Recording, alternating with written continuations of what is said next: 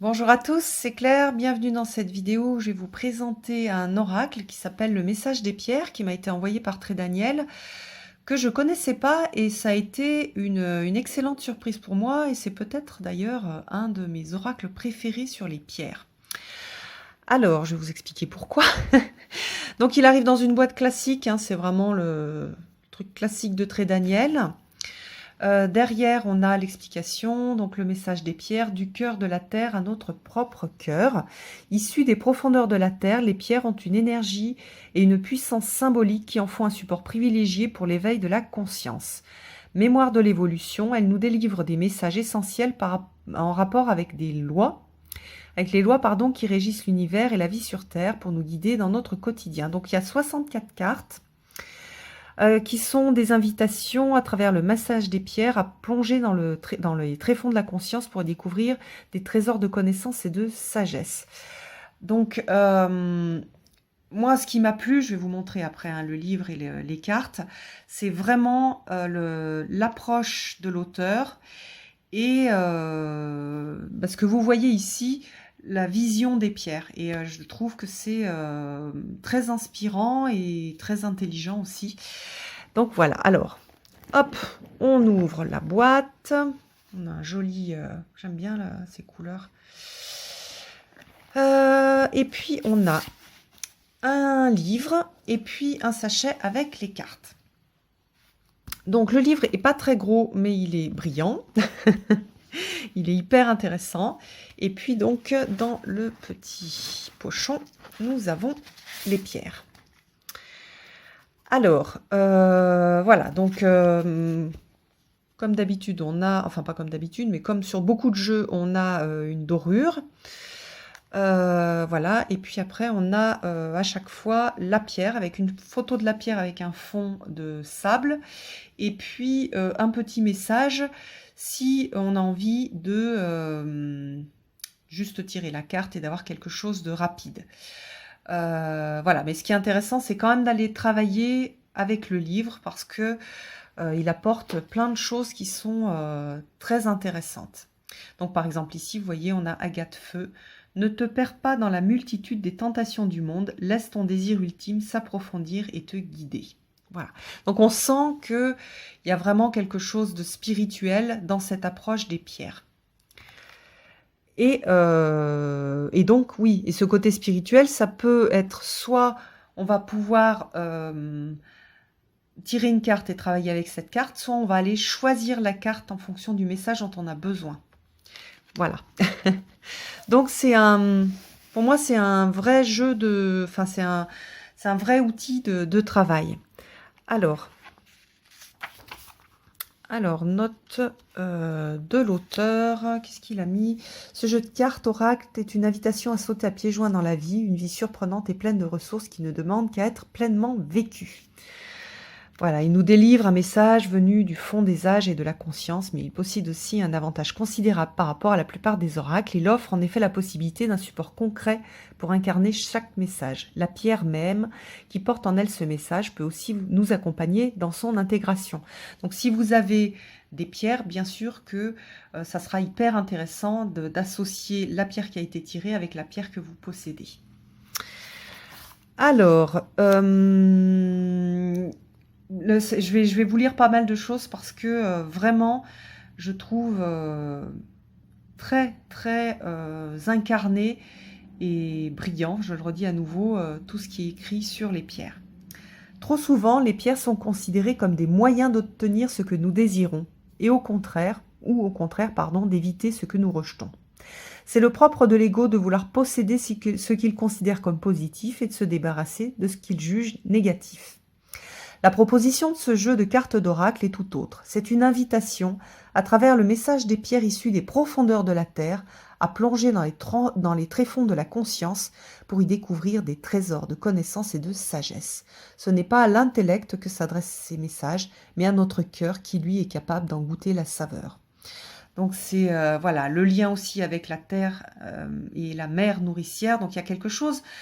Alors, ça ne se voit pas forcément dans la présentation des cartes, mais il y a quelque chose d'assez je, alors je vais le dire de façon un peu étendue, chamanique dans cette démarche. Quelque chose, oui, d'incarné, de primal.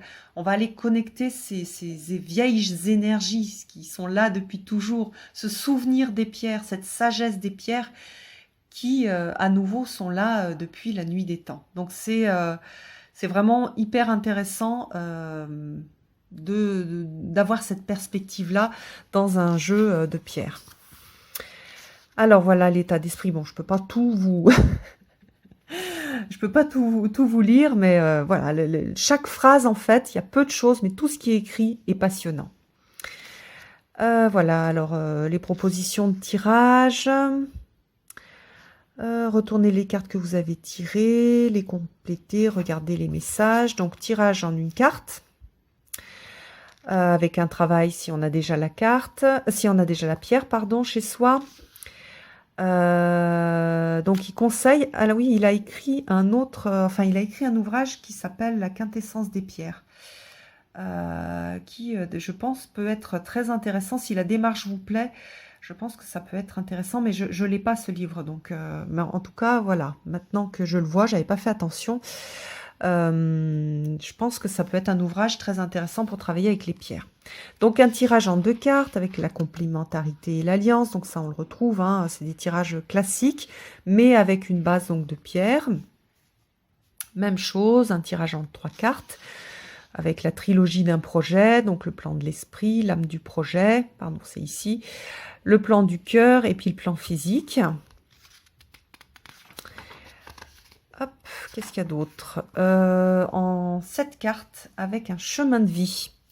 Quand on a une demande profonde dans quelque chose de spirituel, sur la destinée, voilà, la destinée personnelle, les éléments essentiels à sa réalisation. Donc là, on va avoir cette carte avec l'existence, le ressenti, la personnalité, le cœur, l'expression, la conscience et l'unité. Voilà. Avec chaque fois une proposition de prolongement de tirage pour travailler avec les pierres. Donc ça, c'est pareil, c'est super intéressant.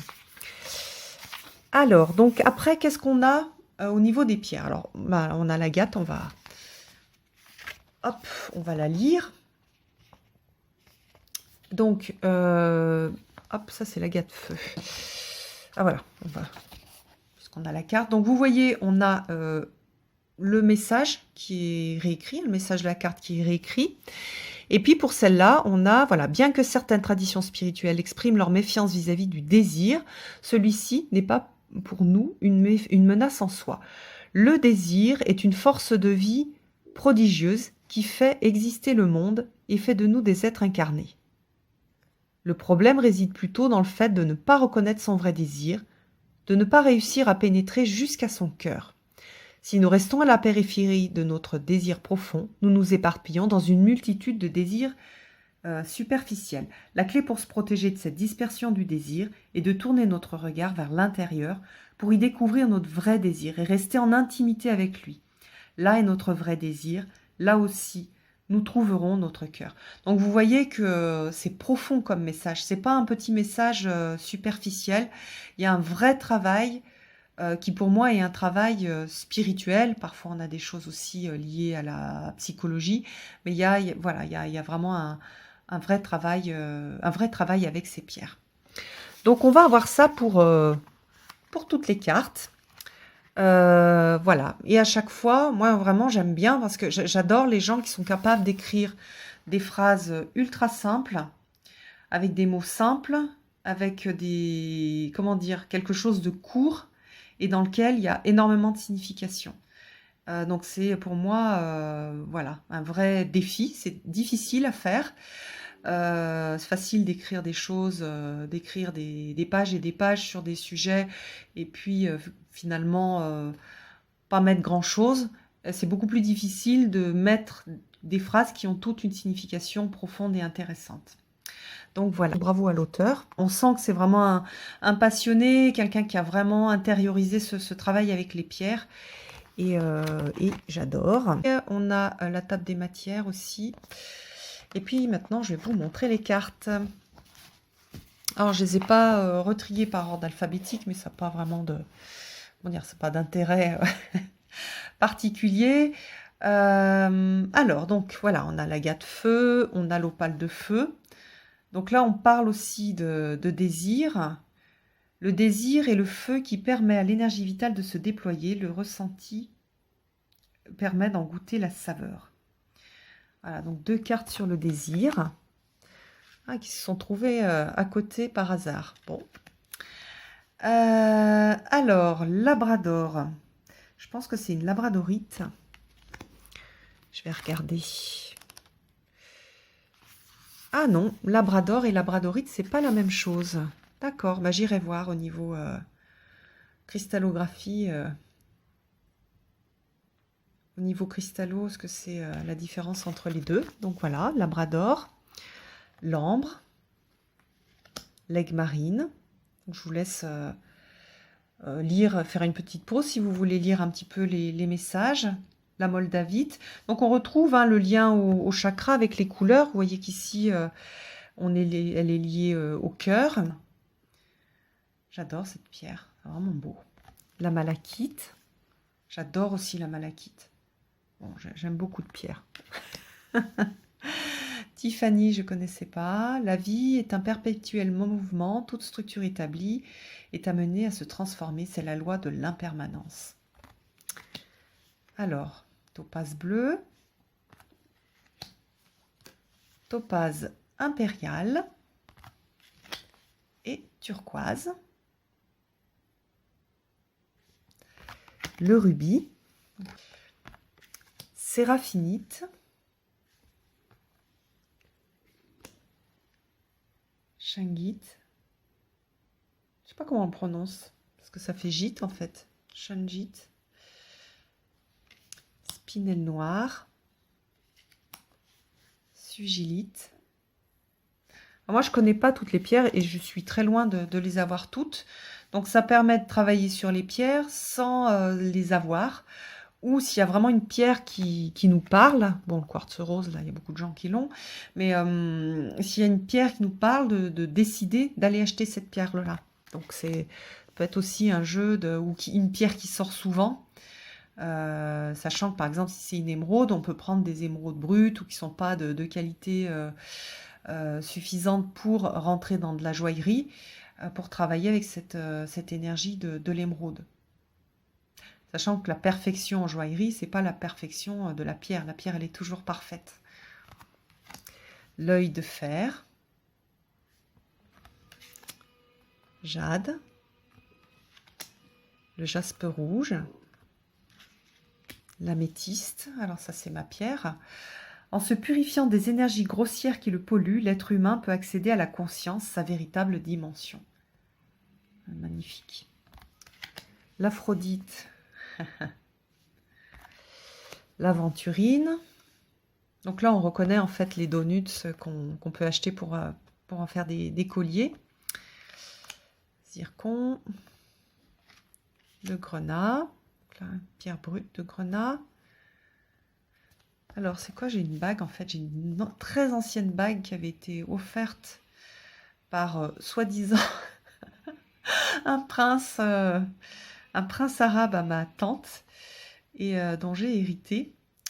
Alors, quand le corps et l'esprit sont unis, force et courage se conjuguent pour faire face aux épreuves de la vie. C'est beau.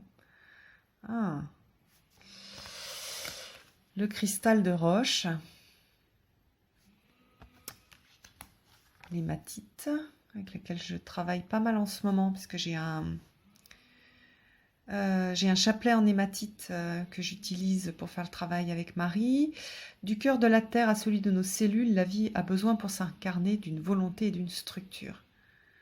Ah, c'est intéressant, parce que justement, ce travail avec Marie, c'est des rituels, des méditations, des choses à répéter tous les jours, et c'est quelque chose qui est compliqué pour moi. Ah, hyper intéressant. Le saphir. Super beau. La pyrite.